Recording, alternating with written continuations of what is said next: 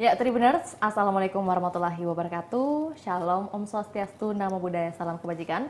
Tentunya selamat siang buat Tribuners dimanapun Anda berada. Senang sekali rasanya saya Fiorina Jeretno dapat kembali berjumpa di hadapan Tribuners dalam beberapa waktu ke depan. Program spesial kita siang hari ini program Ngobrol Virtual edisi Sabtu 26 Agustus 2023. Dan tentu Tribun Timur akan senantiasa membagikan informasi-informasi aktual dan tentunya bisa menjadi inspirasi dan juga edukasi bagi Tribuners yang tentunya semangat menyaksikan program kita saat ini. Dan tentu Vio terus mendoakan agar Tribuners dalam keadaan sehat dan juga berbahagia serta semangat menjalankan aktivitasnya.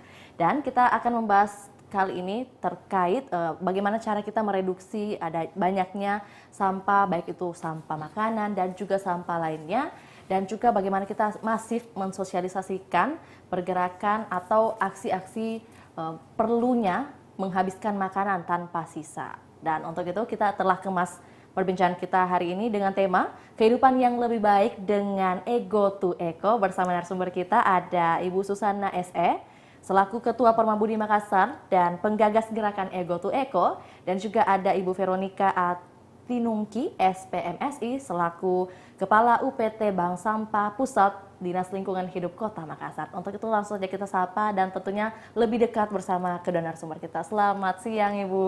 Selamat siang. Ya, kita boleh mendengar semangat siangnya dari Ibu Susan dulu. Boleh menyapa Tribuners mungkin Bu, silakan. Oke, hai Tribuners dimanapun Anda berada. Seperti kata Vio tadi, semoga semangat selalu menjalani aktivitas keseharian. Iya, luar biasa.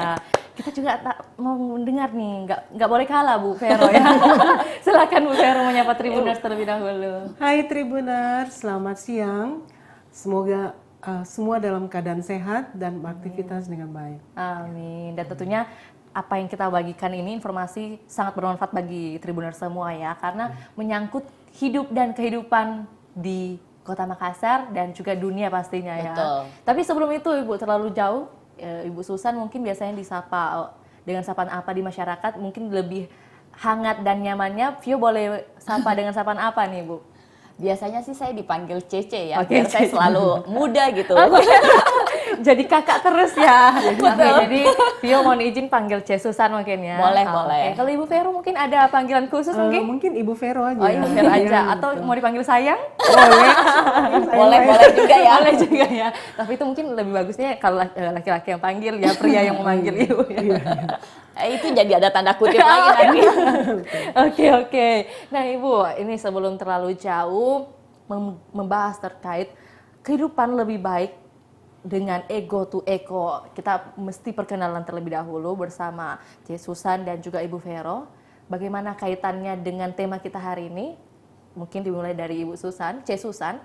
Sebenarnya Ego to Eco itu bergeraknya lebih ke hal apa saja nih? Lingkungan, tapi mungkin spesifiknya kemana saja? Silakan. Ya, thank you Vio ya. Jadi Ego to Eco ini adalah gerakan yang dibuat oleh Permabudi, jadi merupakan salah satu program lingkungan Permabudi. Kami lebih concern ke educate. Oke. Jadi sebenarnya bagaimana mengedukasi masyarakat, khususnya sementara ini kita memang baru berjalan, yang sudah berjalan ini adalah ke khususnya umat Buddha, tetapi kedepannya tentu saja akan semakin melebar gitu. Oke. Yang kita educate adalah bagaimana mengubah pola perilaku, pola berpikir, pola perilaku kita dari egois ke ekosistem. Jadi dari hal yang selama ini kita pikir selalu kita bertindak dalam keseharian kita hanya berdasarkan kepentingan kita sendiri, harus sudah mulai berpikir bahwa apapun yang kita lakukan ini memberi dampak untuk lingkungan kita. Sekecil apapun itu. Oke, jadi ada perubahan-perubahan baru begitu yang lebih baik begitu dari sebelumnya. Ya tentu. Ketika kita hanya berpikir untuk kepentingan kita sendiri, tentu kita tidak berpikir panjang untuk melakukan sesuatu. Tetapi kalau kita berpikir bahwa apapun yang kita lakukan ini akan memberi dampak pada lingkungan kita, harusnya kita lebih berpikir ya. Ketika saya mau menggunakan botol kemasan, atau ketika saya mau menggunakan kantong plastik, atau ketika saya menyisakan makanan gitu. Kalau saya hanya berpikir untuk kepentingan saya, ya mungkin it's okay aja buat saya gitu. Toh saya bisa beli, toh saya bisa, saya tinggal, maksudnya nanti kita kan nggak lihat sampai kemana gitu kan. Tetapi kalau kita berpikir bahwa dari satu botol, dari satu sedotan ini, atau dari sisa makanan yang kita buang ini, itu akan memberikan dampak yang panjang sekali ke depannya gitu. Bagaimana plastik bisa diolah oleh alam, bagaimana kemudian makanan juga bisa benar-benar terolah dengan baik, itu panjang rentetannya yang mungkin kita nggak sadari pada saat kita melakukan hal itu. Nah, Ego to Eco mengajak untuk ayo sadari apa yang kita lakukan pasti akan berdampak pada lingkungan gitu. Jadi sebaiknya lebih hati-hati dalam mengambil keputusan. Kalau memang memberi dampak buruk untuk lingkungan, sebaiknya kita cegah gitu. Dan mungkin kalau berkaitan dengan hal ini, biasanya kan di tempat-tempat rumah makan, kafe itu kan masih menggunakan sedotan dan sebagainya. Lantas bagaimana dengan Susan ketika mungkin mengunjungi kafe atau rumah makan yang masih menyediakan seperti itu? Sedotan ya? Ya. Kalau saya pribadi, ya ini namanya dimulai dari diri sendiri. Jadi kalau saya pribadi biasanya di tas saya bawa sedotan, sedotan yang reuse gitu kan. Kalau misalnya memang saya nggak bawa, berarti ya saya nggak pakai sedotannya kafe juga, ya udah diminum aja dari gelasnya seperti itu. Yang kedua, saya bawa tumbler. Biasanya saya akan bawa tumbler ini. Jadi kalau saya misalnya makan di luar ya, ini jarang-jarang sih sebenarnya saya makan di luar, karena sekarang porsi saya merasa porsi saya dengan porsi yang ada di kafe ataupun resto itu nggak mampu, saya nggak mampu habisin, cuman bisa setengah. Jadi saya harus bawa ini, karena kalau enggak saya mesti pisahin dulu kan, kalau enggak terbuang kan, sayang. Jadi saya masukin sini untuk dibawa pulang, sisanya di situ dihabisin gitu, seperti itu. Jadi tindakan-tindakan seperti itu sebenarnya cara berpikir seperti itu membuat kita juga jauh lebih hemat kok. Kalau kita mau lebih aware, mengirit juga. Iya, mengirit juga. Akhirnya kan mau nggak mau, karena saya nggak mau pakai sedotan, karena saya bawa tumbler, atau karena saya jadi saya bawa gelas sendiri kan, maksudnya kan. Atau saya mau lebih bersih makanannya apa, lebih sehat, saya tahu apa yang saya makan, ya saya bikin makanan sendiri dari rumah. Atau makannya di rumah. Jadi ada awareness dalam diri terlebih dahulu, bagaimana mencintai lingkungan dan juga diri sendiri pastinya kan. Kalau Ibu Vero, mungkin kita boleh mendengar suaranya Bu, apakah mungkin Ego to Eco sudah mulai diterapkan juga dalam diri Bu Vero atau dalam keluarga mungkin? Mungkin contoh kecilnya tidak menggunakan sedotan dan sebagainya, atau tidak menggunakan plastik lagi nih Bu? Ya Bu, sebenarnya kalau kami ini memang orang-orang lingkungan hidup, memang itu sudah menyadari Bu, betapa riskannya itu sampah-sampah anorganik. Sampah-sampah anorganik itu seperti plastik, kaca, logam, dan kertas. Itu kertas sebenarnya masuk juga organik. Yang tiga itu memang sampah-sampah itu sangat lama diproses di alam. Jadi sampah-sampah ini memang yang harus ditangani sangat khusus. Karena prinsip kita itu 3R, reduce, reuse, recycle. Bagaimana sampah itu dikurangi, kemudian bisa dimanfaatkan kembali, kemudian atau didaur ulang. Jadi memang ini yang kami dari Bank Sampah melaksanakan itu. Ya. Dan ini memang sebenarnya dimulai dari sumbernya. Artinya ini dimulai dari diri sendiri, dari rumah tangga masing-masing. Karena kalau tidak dimulai dari rumah tangga ini sangat sulit.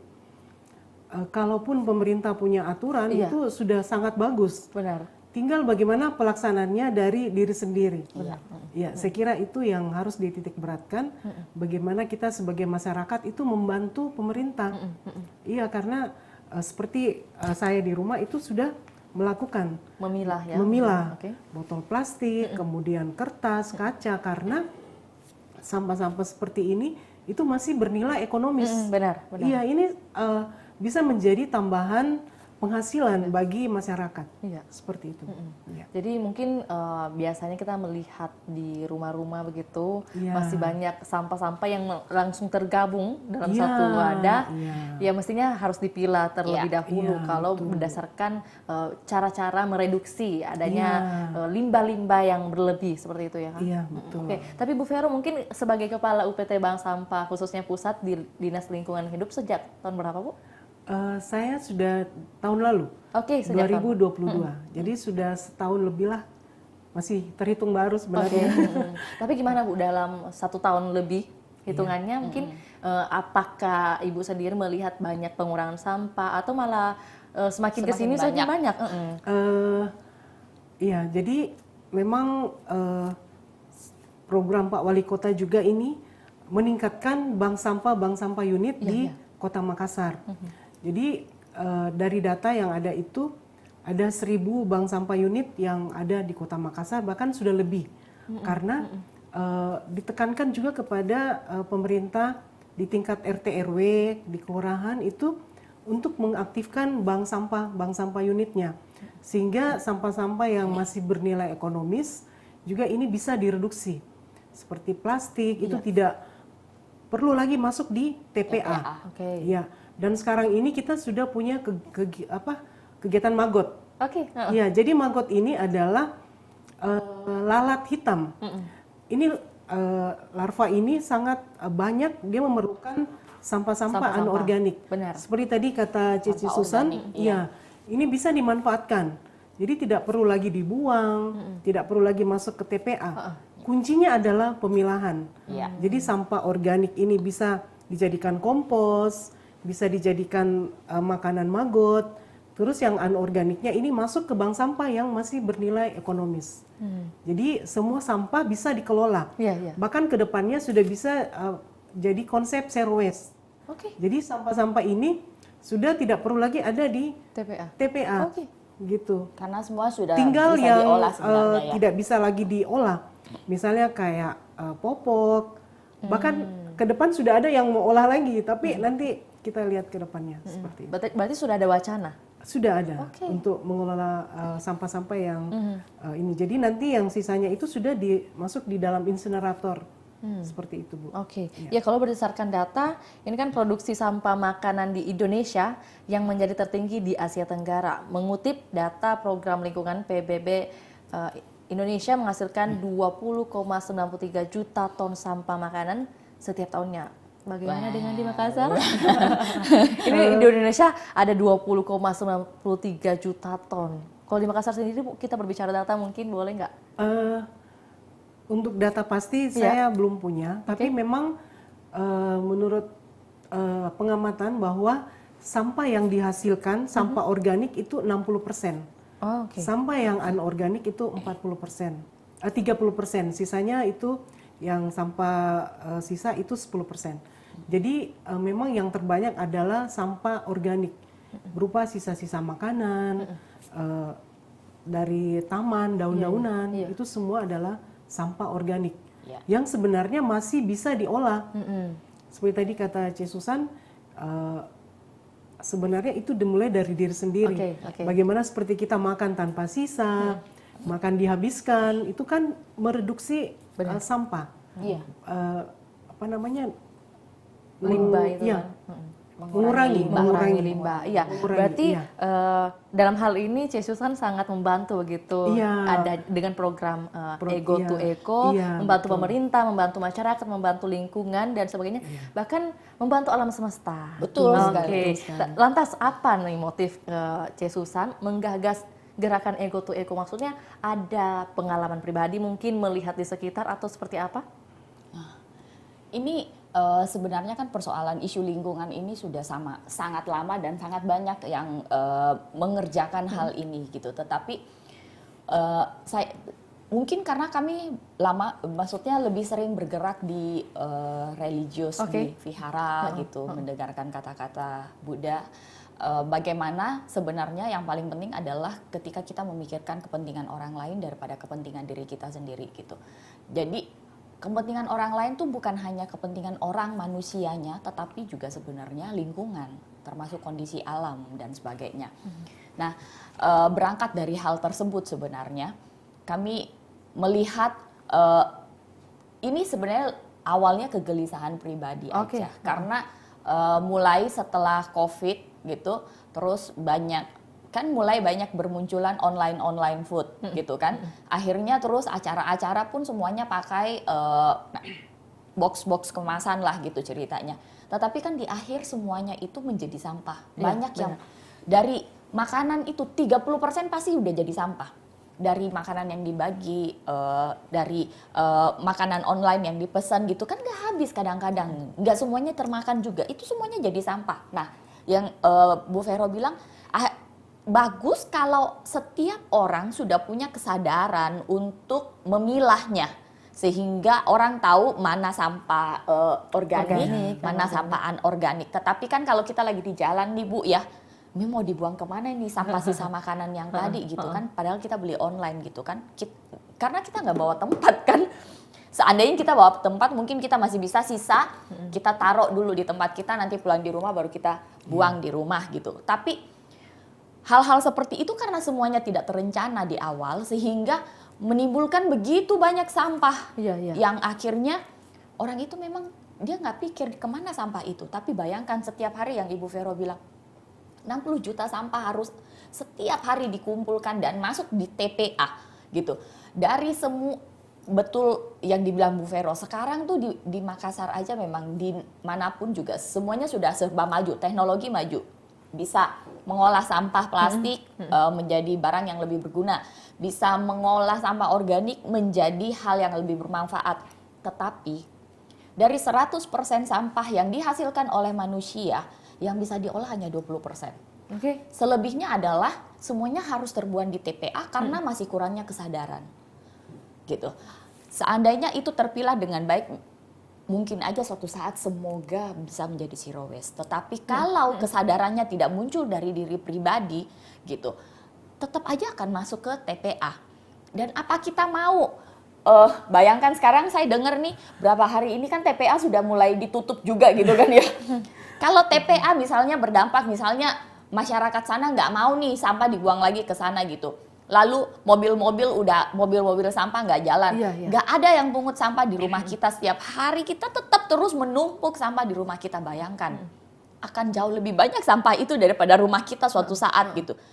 Ngeri sekali kalau membayangkan bahwa seandainya perputaran ini tuh tidak berjalan, seandainya kita terus hanya mau memikirkan kepentingan kita sendiri saja, sampai kapan dunia ini akan bisa bertahan gitu. Padahal bumi kita cuma satu. Nggak ada cadangannya ya, nggak ada cadangan di bumi ini. Begitu bumi ini sakit, kita mau ambil di mana, mau hidup di mana kita. Sekarang aja kita keluar dari rumah, panasnya minta ampun. Iya benar. Gila, panasnya gila. Kita nggak rasa karena kita di dalam ruangan ber-AC. Orang bayangkan sekarang kerja, nggak ada lagi tuh orang yang mau kerja mungkin di kantor yang nggak ada AC-nya gitu kan. Pasti sangat tersiksa kan. Tapi ini apa gitu. Karena pemanasan global ini sebenarnya akibat dari manusia sendiri, olah manusia sendiri yang punya kebiasaan setiap hari yang kemudian akhirnya merusak alam gitu. Seperti itu. Jadi kalau mau dipikir kenapa kami mau, karena ini urgent sebenarnya gitu. Kalau bukan kita mau siapa kalau lagi? nggak kita benar Bu Vero ya. Kalau nggak kita dari satu persatu bukan orang. sekarang kapan lagi? Betul. Kapan kita mau tunggu sampai benar-benar kita nggak punya air bersih, nggak punya udara bersih. Sekarang di Jakarta udara sudah polusi di mana-mana. Iya, begitu banyak orang sakit. Pernafasan gitu kan. Masa kita mau tunggu sampai itu terjadi di sekitar kita gitu, baru kita. Di Bandung TPA terbakar ya, sudah semingguan lebih, susah sekali dimatikan. Kenapa? Ya karena sampah organik yang bertumpuk mengeluarkan gas metana, gas itu yang kemudian menjadi bahan bakar buat api ini terus terbakar, dan asapnya akan menjadi racun juga gitu.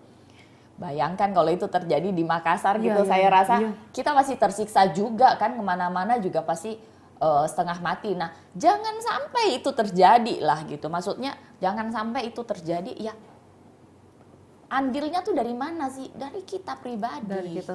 Dan menariknya mungkin kalau biasanya program yang ada begitu seperti yang kita umumnya lihat begitu, singkatan-singkatan aja nih Bu, kayak Lisa, lihat sampah ambil dan sebagainya. Nah, yang menarik sebenarnya dari program ini adalah adanya term ego to eco. Jadi bisa secara langsung begitu membuat kesadaran seseorang tuh, oh iya ya, saya nggak harus egois. Sehingga ekosistem ini mungkin bisa lebih baik begitu dari sebelumnya. Lantas mungkin untuk pemilihan kata ego to eco mungkin ada filosofi tertentu yang Ibu Susan atau C. Susan pilih sehingga menjadi satu program ini, atau seperti apa?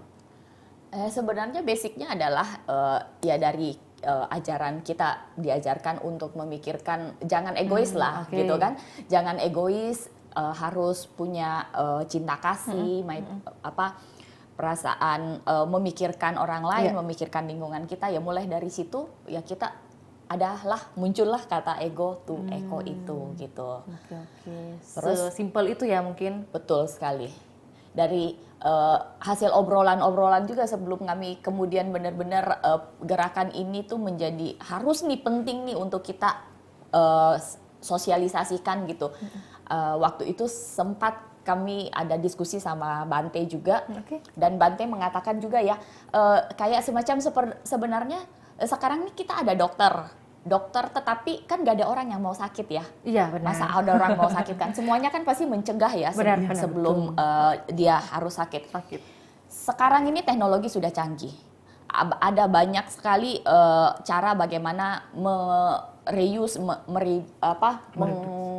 recycle barang-barang yang sampah yang tadi. Tetapi alangkah lebih baik kalau kita mencegah sebelum menjadi sampah. Tetap aja jauh lebih baik mencegah jangan jadi sampah gitu.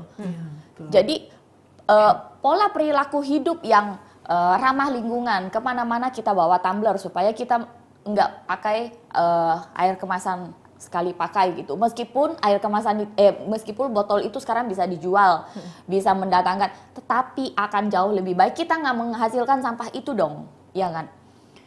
Kita bawa lunchbox sendiri, kita bawa tas belanja sendiri. Ini kita ada tas belanja, kita bawa tas belanja sendiri karena sekarang juga mau nggak mau memang pemerintah harus punya peran untuk keras setiap swalayan ataupun toko-toko sudah tidak menyediakan lagi kantong plastik. Sudah ada pelarangan. Iya, tetapi untuk, kan tidak lagi menggunakan kantong plastik sekali pakai. Betul. Kayak ibu-ibu ke pasar harus bawa sendiri gitu. Karena sebenarnya itulah biang kadang-kadang kita nggak nyadar ya Bu ya. Kantong kecil aja untuk mungkin bungkus apalah sedikit cabai atau apa gitu. Tapi kan itu kantong yang kemudian harusnya mungkin tidak boleh lah ya kalau kita nggak pakai kantong itu, taruh aja di tempat-tempat kita atau taruh di keranjang kita kalau memang kita bawa keranjang ke pasar. Akhirnya kan kantong yang tadi harusnya tidak menjadi sampah, jadi tidak menjadi sampah, dia kan masih tersimpan di penjualnya. Tapi karena kita pakai terus akhirnya kita bawa pulang, kita taruh keluarin cabenya, kantongnya udah jadi sampah. Benar. Gitu. Itu yang kita nggak pikir panjang ke depan. Ini yang ego to eco tuh mengajak untuk ayo kita pikir panjang ke depan, apa efek dari apa yang kita lakukan.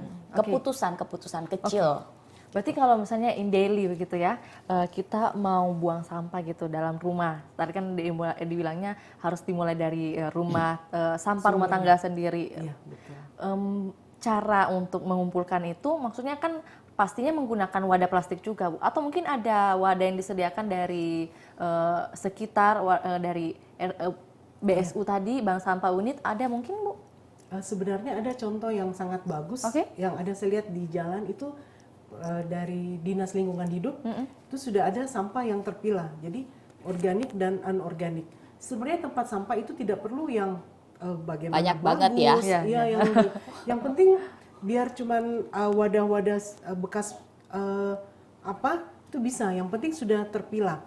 Jadi anak-anak di rumah juga itu biasanya kan mau buang sampah terpilah, tapi tidak ada wadahnya. Benar. Jadi memang ya inilah tantangan juga buat kita orang tua yang menyediakan di rumah. Kadang juga anak-anak mau buang tapi sampahnya tercampur terpaksa. Iya, jadi memang harus ada wadahnya. Wadah sendiri begitu ya? Ya, jadi pada saat dia terpilah ini kan lebih mudah. Yang organiknya bisa jadi makanan maggot, kemudian yang anorganik ini masih punya nilai ekonomis. Iya, karena kita punya kegiatan maggot itu di Pacerakang. Jadi sisa-sisa makanan itu bisa dibawa ke sana. Dan juga tingkat-tingkat di bank sampah unit itu sudah ada yang melakukan kegiatan itu, mengembangkan larva lalat maggot, lalat hitam. Ya, jadi ini bisa dikembangkan juga.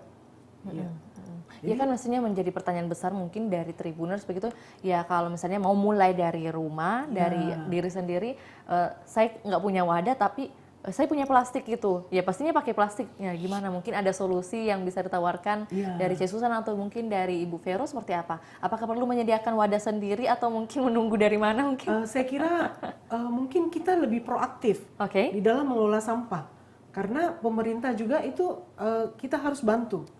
Misalnya dengan menyediakan wadah sendiri di rumah, jadi jangan wadah plastik lagi, tapi wadah yang masih bisa digunakan kembali. Iya, begitu.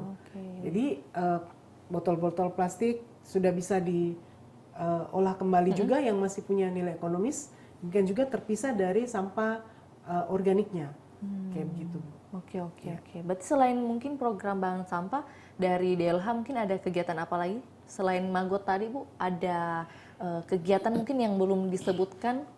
Jadi memang sesuai dengan tupoksi kami, itu bank sampah unit memang bagaimana mengelola sampah. Sampah yang masih bernilai ekonomis, seperti plastik. Jadi plastik ini juga ada beberapa item. Jadi kami di bank sampah pusat itu ada 44 item yang bisa dijual. Ada nilai jualnya ya? Ada, Bu. Sekarang yang terbaru itu ada minyak jelantah. Jadi melalui di sini juga saya mau promosikan program kami. Jadi sisa minyak goreng itu sekarang sudah kami beli. Yang tadinya biasa ibu-ibu kalau masak terus nggak tahu mau kemana, bahkan ada yang pergi buang di saluran. Jangan. Iya, ini masih harganya tinggi, Bu. Rp7.000 per kilo. Iya. Masih cukup tinggi. Diolah menjadi? Diolah menjadi bahan bakar, jadi biodiesel. Jadi tidak boleh didaur ulang kalau minyak jelantah, karena kesehatan. Jadi ini harus dijadikan bahan biodiesel. Jadi kami di Bank Sampah Pusat itu sekarang menerima. Ya, jadi ibu-ibu habis menggoreng itu jangan dibuang, jangan ditampung saja. Ya, ditampung di Cirgan atau apa, itu kami nilainya 7.000 per kilo. Kemudian gimana kalau misalnya ibu-ibunya mau menjual nih, Bu? Apakah mungkin boleh didatang jemput atau mesti pergi ke lokasi? Jadi bisa datang di bank sampah unit masing-masing. Ada di kecamatan yang ada di RT RW di kecamatannya itu datang saja jual ke situ, nanti kita yang jemput. Bank Sampah Pusat yang jemput. Baik. Jadi lebih memudahkan ya, nggak ada alasan lagi sebenarnya. Nggak ada alasan lagi sampah mau dibuang-buang kemana semua. Betul sekali. Mungkin mau ditambahkan? Sebenarnya pemerintah ini ataupun dinas tuh sudah menyediakan fasilitas gitu. Hanya saja bagaimana informasi ini harus sampai ke masyarakat dan kemudian masyarakatnya yang harus proaktif untuk mendukung hal ini gitu. Kayak misalnya kan sesimpel tempat sampah pilah yang berada sekarang udah banyak di jalanan-jalanan kota Makassar. Tetapi coba dilihat isinya, apa terpilah apa enggak terpilah. Kenyataannya gimana, Bu? Ya kan? Kenyataannya disatuin aja semua di situ karena orang entah dia males, atau kurang paham, atau nggak paham, atau nggak tahu. Atau jangan sampai misalnya dulu kan memang kan 3 dulu ya, awalnya malah 4. Sekarang terus tinggal begitu kita di depan tempat sampah mungkin kita bingung nih, saya mau kemana nih, ke sini apa ke sini gitu kan. Akhirnya sekarang disimpelkan menjadi 2 pun ini kadang-kadang orang masih males gitu untuk mau membagi. Karena kenapa? Karena nggak terbiasa, kebiasaan yang nggak dibangun gitu. Kebiasaan makan tidak habis juga itu kebiasaan gitu. Kalau kita punya kebiasaan yang buruk, itulah yang susah dirubah. Tetapi itulah yang PR besar itulah PR besar kami untuk bagaimana kebiasaan ini yang kemudian akan memberi dampak buruk untuk lingkungan, harus kita rubah, mau nggak mau harus kita paksa rubah, gitu.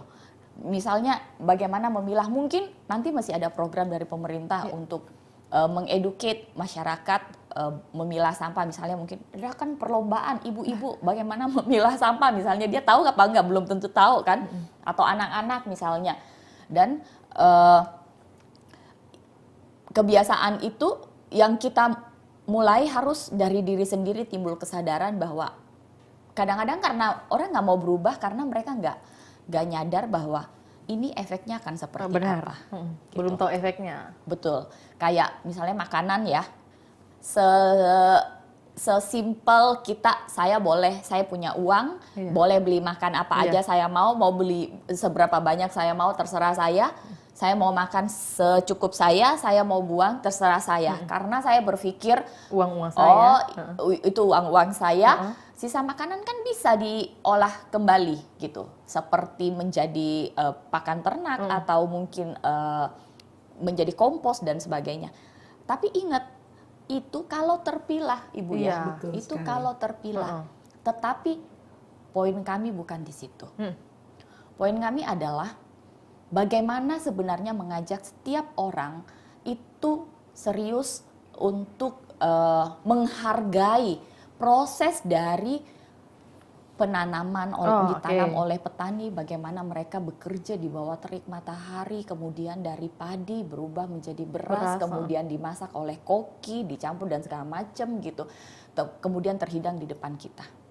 Jadi ketika kita benar-benar dengan sungguh hati makan, menghargai makanan itu, kita makan sampai habis, kita gunakan tenaganya untuk berbuat kebajikan, artinya semua rentetan ke belakang ini akan menjadi semakin baik, semua rentetan ke depan menjadi baik. Tetapi kalau kita menyisakan makanan dan kemudian terbuang percuma, kita tidak peduli makanan itu berakhir di TPA atau berakhir di ternak dan sebagainya, itu membuat kita apa sih istilahnya ya, dosa atau apa gitulah, kurang tanda kutip ya.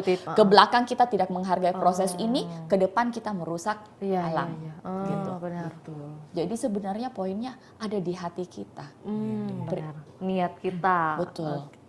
Lebih menghargai, betul yang disampaikan Cik Susan, karena sedikit membuka wawasan juga, bukan sedikit sih, malah kalau memang sungguh-sungguh mendengar tadi penjelasannya Cik Susan, itu banyak menggerakkan hati kita untuk lebih menghargai apa yang ada dan apa yang sudah ada gitu. Iya. Dan sisa makanan, bayangkan ya, Indonesia itu juara 2 juara 2 sedunia sampah sisa makanan terbanyak gitu. Bangga nggak ya? Perlu bangga apa sedih gitu? Iya. Karena kenapa? Karena memang banyak banget dari, bukan hanya sisa makan kita, tetapi mungkin dari pabrik, barang-barang kadaluarsa, barang-barang yang tidak masuk dalam grade untuk grade makanan, sebenarnya bahan makanan gitu, itu terbuang menjadi sampah organik juga memang. Tetapi bayangkan negara kita kalau orang teriak krisis pangan, di mana orang teriak krisis pangan sementara sampah makanan yang kita hasilkan hampir berapa? 60% tadi yang dibilang malah Bu Vero gitu. Dan dari, kalau secara data kan ada sih sebenarnya datanya. Jadi kalau secara data dari sampah makanan yang sekitar 23 sampai 48 juta ton per tahun yang dihasilkan oleh Indonesia, yang kemudian menjadi juara pertama di Asia Tenggara, juara kedua di dunia gitu. Itu kalau dihitung, dikalkulasi dalam nilai rupiah akan menjadi kurang lebih 300 sampai 330 triliun gitu. Bisa memberi makan seberapa banyak orang. Atau 330 triliun itu bisa dipakai untuk membangun rumah, membangun jalan, infrastruktur dan sebagainya gitu. Kita malah uang yang ada, APBD pemerintah, dipakai untuk membeli mesin yang harus mengolah sampah yang dihasilkan oleh kita. Padahal harusnya kalau kita bisa tidak menghasilkan sampah lebih banyak, uang yang itu tadi bisa dipakai subsidi ke berbagai bidang. Bayangkan. Benar. sangat membantu nanti program-program pemerintah kan. Biasanya kalau ada program pemerintah yang tidak terrealisasi biasanya karena kurang dana dan sebagainya. Ternyata dananya bisa dari sisa makanan. Dan itu tentunya butuh kesadaran dari kita semua untuk mulai memilah. Bayangkan nih Vio ya, kita di setengah mati kerja, tapi uang kita 30% harus kita pakai untuk membayar sampah yang kita sendiri hasilkan, yang sebenarnya tidak perlu kita lakukan, gitu. Jadi ada hal antara sebenarnya pintar dan tidak gitu. Orang kadang berpikir dia pintar bertindak, tetapi sebenarnya kepintaran itu tidak langgeng gitu maksudnya. Ya harusnya kalau mau lebih pintar ya jauh lebih pintar mencegah sebelum sampah itu terjadi. Benar. Gitu. Lantas dengan adanya program Ego to Eco, mungkin hasil atau dampak yang sudah dirasakan oleh C. Susan dalam hal ini dalam lingkup Permabudi dulu nih mungkin seperti apa, atau juga wihara-wihara yang ada di Kota Makassar karena nantinya akan lebih disebarluaskan lagi kan? Betul. Jadi sementara ini kami intinya dari Permabudi dulu, setiap kegiatan kami usahakan sudah tidak lagi menggunakan air botol isi ulang. Setiap pengurus diminta untuk membawa tumbler sendiri. Seperti gitu. ini ya. Iya. Terus makanan juga pada saat makan kita usahakan untuk tidak pakai makanan box, karena kadang-kadang makanan box itu belum tentu semua orang cocok selera, belum tentu semua orang cocok porsinya. Lebih baik kita prasmanan, orang ambil secukupnya, makan habis tanpa sisa gitu. Jangan juga, memang juga ada yang lapar mata ketika udah lihat semua banyak banget gitu ya. Udah habis gitu. Jadi ini edukasi merubah pola perilaku sebenarnya. Nah, ini tuh hal yang sangat tidak gampang gitu, karena kebiasaan karena semua orang punya pemikiran sama gitu kan. Betul. Kebiasaan yang sudah kemudian makin kesini makin memanjakan kita gitu untuk hidup lebih praktis dan instan gitu kan. Sangat gak gampang bagaimana mengajak seorang ibu untuk yuk ibu belajar bawa tumbler sendiri gitu. Kan ribet gitu, dia udah bawa tasnya, dia bawa tumblernya gitu kan. Mau pegang anaknya lagi? Iya, belum. Jadi kadang-kadang saya pribadi sendiri kadang-kadang saya sendiri merasa kayaknya orang lihat saya juga kayaknya cupu gitu. Saya pernah berdebat sama seorang ibu, kan nggak apa-apa gitu, dia bilang kan nggak apa-apa, kan murah, berapa sih air gelas gitu, berapa sih air botol ya Bu. Nanti gelasnya mau botolnya kan bisa dijual katanya ini ke bank sampah kan. Tapi maksud saya memang bisa, tapi jauh lebih baik kalau kita tidak menghasilkan sampah itu, karena kemudian kita butuh dana lagi mengelolanya juga untuk mengolah. Ya, betul. Ya kan? Kita menghasilkan sampah, tapi kita keluarin dana lagi untuk kita olah sampah itu. Padahal uang itu mungkin bisa pakai buat pendidikan yang lain gitu, buat hal lain yang lebih berguna. Berarti untuk mengelolanya mungkin butuh berapa dana tadi Ibu? Sampai sangat bersemangat ini mengelolanya, bahkan butuh dana. Iya, butuh dana dari menjemput sampahnya, kita butuh biaya transportasi ya, BBM-nya, armadanya, kemudian tenaganya juga. Iya betul kata Susan. Alatnya lagi yang perlu diperbarui atau dan sebagainya mungkin ada teknologi juga mengolah sampahnya, mencaca, kemudian ngepres. Memang mesinnya betul sekali. Mesinnya berapa tuh? Listrik, mesin aja, beli mesin aja dari luar kita butuh berapa APBD yang kita habiskan. Belum menjalankannya, belum kalau bisa memang berkelanjutan. Kalau nggak berkelanjutan, jauh lebih baik kita atasi dari ujungnya nih, dari manusianya. Ya. Bagaimana pokoknya harus cegah sebelum menjadi sampah. Tindak perilaku kita keseharian, setiap hari mikir. Ini ke wihara juga sudah mulai kami sosialisasikan. Kegiatan-kegiatan di wihara sudah harus lebih mengurangi lah. Kalau sekarang dibilang stop langsung mungkin langsung komplain, banyak orang komplain. Banyak yang tidak setuju. Intinya bagaimana masif begitu mensosialisasikan step by step. Mulai mengedukasi umat untuk membawa tumbler, di setiap wihara menyediakan air minum isi ulang gitu. Jadi mereka juga mulai terbiasa ibu-ibu membawa kantong belanja sendiri di dalam tasnya. Terbiasa untuk berpikir apa yang saya lakukan memberikan efek, makan dengan habis. Seperti itu. Kalau ini dari Ibu C. Susan mungkin bagaimana mengedukasi secara dasar dan pelan-pelan mulai dari lingkup istilahnya mungkin komunitas atau mungkin rekan-rekan di sekitar. Kalau dari Ibu Veronica mungkin mewakili pemerintah juga, mungkin ada upaya efisiensi penambahan limbah seperti apa, Bu? Jadi kalau kami dari Dinas Lingkungan Hidup, khususnya UPT Bank Sampah, memang ada edukasi yang disampaikan ke masyarakat, khususnya ke bank sampah unit. Jadi seperti bagaimana mengelola sampah yang tadinya dibuang saja ke TPA, yang harus berakhir di TPA ini tidak sampai ke sana. Tapi bagaimana kita mengelola yang masih bernilai ekonomis itu bisa membantu menjadi pemasukan buat masyarakat. Ya, kalau memang sudah terlanjur tadi dari Cesusan, yang seharusnya dari awal, tetapi kalau bila mana sudah ada sampah yang dihasilkan, itu bisa dikelola. Sampah organik, anorganik, itu bisa masih bermanfaat. Kemudian juga sekarang ada minyak jelantah yang bisa kita masukkan juga, yang akhirnya nanti bisa menjadi biodiesel, bahan bakar. Ya, jadi seperti itu. Kami di Bank Sampah. Oke, berarti ini sebagai closing statement, Bu, mungkin boleh memberikan imbauan kepada seluruh masyarakat Tribuners yang sedang menyaksikan kita, bagaimana untuk memulai dari diri sendiri. Silakan. Baik, jadi Tribuners yang semuanya yang menyaksikan ada di Kota Makassar ataupun di mana saja, pengelolaan sampah itu sebenarnya dimulai dari diri sendiri. Seperti kata Cesusan, bagaimana kita seharusnya tidak menghasilkan sampah, bagaimana mengurangi sampah dari diri sendiri, tapi bila mana sudah ada sampah, itu bagaimana kita melakukan pengelolaan juga dari diri sendiri. Bagaimana melakukan pemilahan, sampah organik, anorganik, itu bisa dikelola, semuanya ada jalan keluarnya. Secara pribadi ya? Secara pribadi. Dan untuk Cesusan juga kita ingin mendengar closing statement, atau mungkin ada harapan, imbauan juga kepada seluruh Tribuners, bagaimana mulai melakukan ego to eco dan juga makan tanpa sisa. Silakan.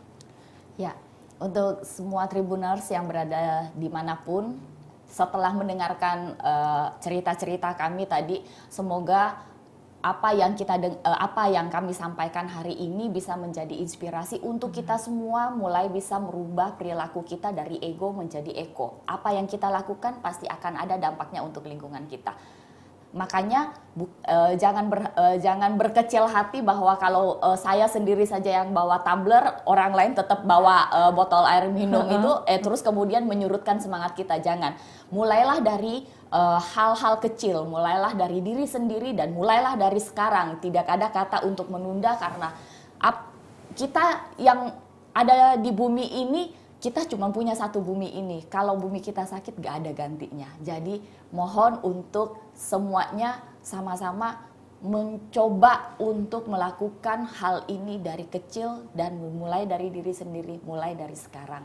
Cegah sebelum menjadi sampah. Oke, dan tentunya ini bukan hanya untuk orang dewasa ya, bahkan anak-anak kecil sudah perlu dididik. Jadi mungkin edukasi yang kita sudah ceritakan, berbagi pengalaman dari Bu Vero dan juga Cesusan, bagaimana pengalaman di lapangan ketika bertemu orang dan sebagainya, itu perlu disampaikan juga ke anak-anak atau juga mereka-mereka yang masih usia dini. Bagaimana diajar untuk membuang sampah pada tempatnya dan pada tempat yang tepat ya, ada sampah organik dan juga anorganik. Ya. Tentu terima kasih untuk Ibu Susan, Ibu Vero, saya Cesusan. Ini sampai berliput juga bingung panggil Cesusan atau Bu Susan. Oke, terima kasih Bu, sehat dan sukses selalu. Amin. Ya, tentu terima kasih juga buat Tribuners yang hingga saat ini masih setia menyaksikan program Ngobrol Virtual, dan juga semoga informasi yang tadi kita sampaikan dan kita bahas bisa menjadi inspirasi bagi kita semua. Untuk itu saya Firdausi Retno mewakili kedua narasumber kita dan juga tim pamit undur diri. Assalamualaikum warahmatullahi wabarakatuh. Sampai jumpa.